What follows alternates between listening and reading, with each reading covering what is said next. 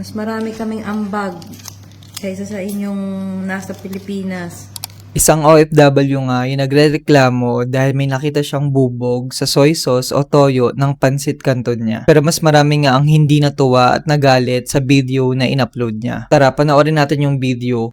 Ayan, may kita natin nang binubuksan niya itong soy sauce o toyo sa pansit canton. Ano to? OFW kami, marami kaming ambag. Ba't pakakainin nyo kami ng bubog? Maririnig din natin yung sinasabi ni ate na mas marami daw silang ambag.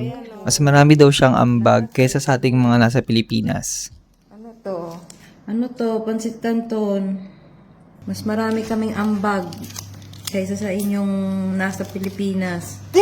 Pero yung tanong, bubog ba talaga yung nasa sauce ng pansit canton? Alamin natin.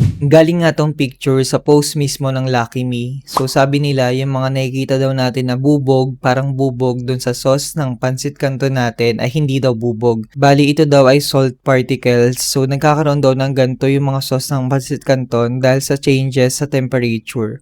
So, hindi talaga siya bubog. Bukod doon, may kita rin sa pakete ng soy sauce na may disclaimer sila na nagkakaroon ng salt particles kapag may changes sa temperature. So, namumuo yung soy sauce, nagiging parang mukhang bubog siya. Kung inuna lang sana ni ate magbasa at mag-research, siguro hindi siya nababash ngayon. Pero ang tanong, paano kaya nasabi ni ate na mas malaki daw yung ambag niya kaysa sa ating mga nasa Pilipinas? Naniniwala ba kayo doon?